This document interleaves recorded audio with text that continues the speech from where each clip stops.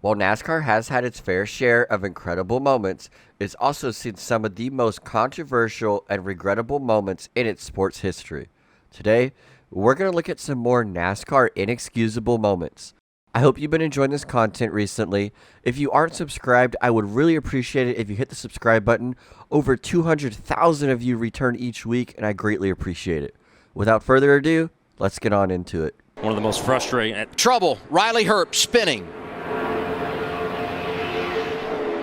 Right at the start-finish line.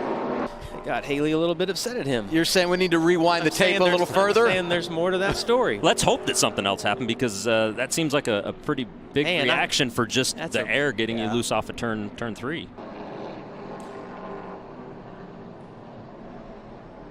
Yeah, I'm going to say that was help. Yeah. How do you do? Yeah. Interesting spot to get help at Pocono.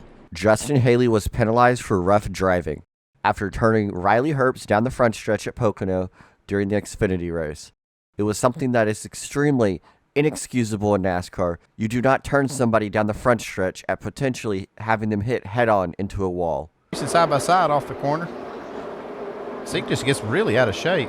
Yeah, no contact. Maybe a little air taken off the spoiler, but that'd been about it. Obviously, Ryan didn't agree with that assessment. Yeah, must have thought that he got hit, but he'll look back and find that was wrong. Ryan Seek's temper got the best of him, and it's something that you cannot have, especially at mile and a halfs. Trying to turn somebody head-on into the outside wall is something extremely uncalled for and deserves to be penalized. Denny's on the low side of the track trying to get underneath Biffle. Oh, trouble! And it involves Hamlin! The championship points leader goes around, and can he save it? Caution is out. Jimmy, just so you know, the 11 car did spin, but there is no damage to his car. He's in good shape. 10-4. Take a look at it again. See, as they come up out of turn 2 here, see Hamlin gets a run. I don't see Biffle turning left. He might have come just a little bit, but Denny was going up into him there also. For many years, potentially even a decade, I have always thought Denny Hamlin spun himself out during the 2010 Ford 400, costing him the championship. Finally finding this angle of the clip shows that Greg Biffle did come down and hit Denny Hamlin into the grass. That is something inexcusable. Taking out a championship contender, the championship leader, is so wrong on so many levels, especially in the championship race. This is when Brian showed the early signs of the never-before-heard-of condition that I named after him. Here, he overdrives into the corner and nails Regan's spin. And this time, he runs into Montoya, which, hey, it's sometimes understandable. But in this case, it's part of a bigger pattern. Brian then drives in too deep again. This time he takes out Jamie McMurray. And here's the reason why we need to build awareness, Steve. Because McMurray doesn't know Brian has a problem. He just thinks Brian's a dope. So he retaliates. This is not helping Brian with his problem. More symptoms emerge. After wrecking 3 times, then you race too hard with a guy in a championship fight.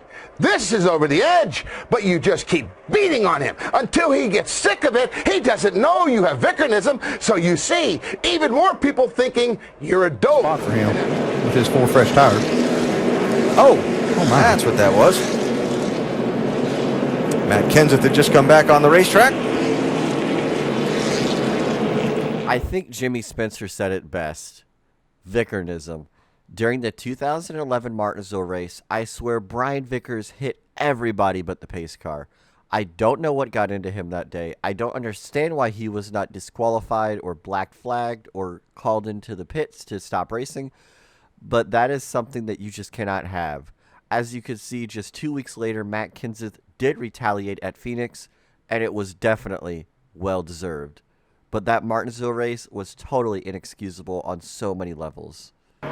For his involvement in this incident that got Jeremy Mayfield and Tony Stewart, 2 of the championship chasers, in trouble. Well, this is just a payback, and we talked about, we thought that was the situation last week at Richmond with Jimmy Spencer and Casey Mears, and they were going to park Spencer for a couple laps and then looked at the tapes and said no, but this is pretty obvious that this was a payback, and this is what needs to be done, and I commend NASCAR for it. This time they looked at the tapes and said, we're going to penalize Robbie Gordon 2 laps for rough driving.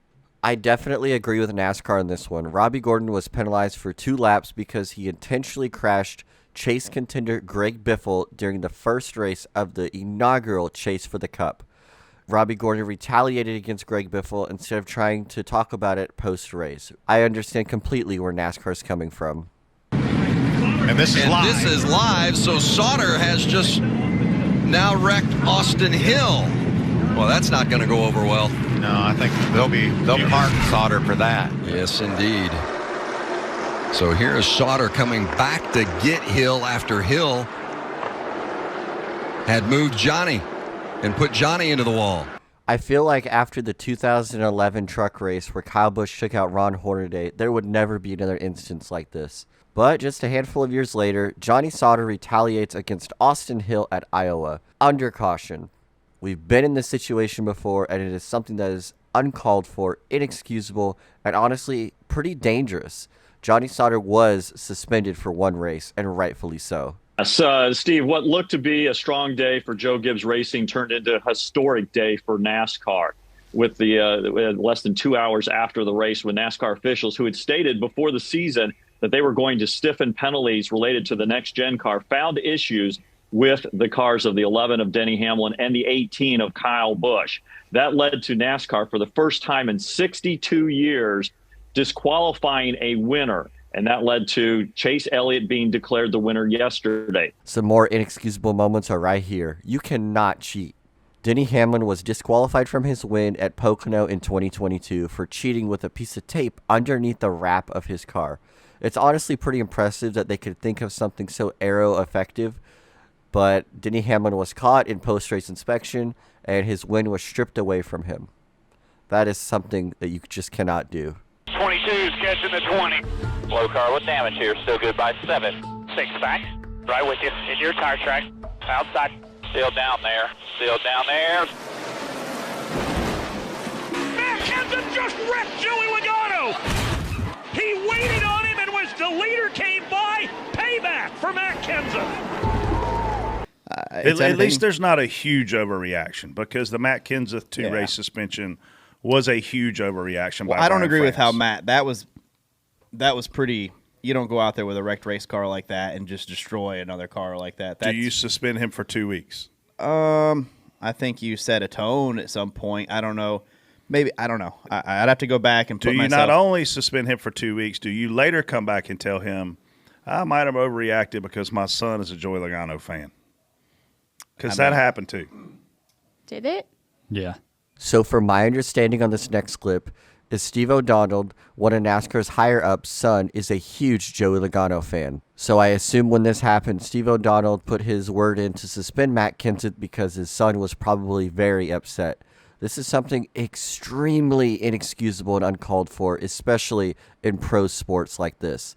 It's something so petty and so disrespectful. Audio at the Charlotte Roval that Cole Custer and the 41 team purposely manipulated the outcome of the race by having Cole Custer block certain cars so that his teammate Chase Briscoe could gain more points and advance to the round of 8 in the playoffs. Cole Custer was docked 50 driver points. Owner points also docked 50 for that 41 team. $100,000 fine for the crew chief, and also Mike Shiplett indefinitely suspended and fined. Scored in 38th after this that brought out our most recent caution. Yep, that's a tough pill to swallow when you're taken out by a guy that's 15 laps down.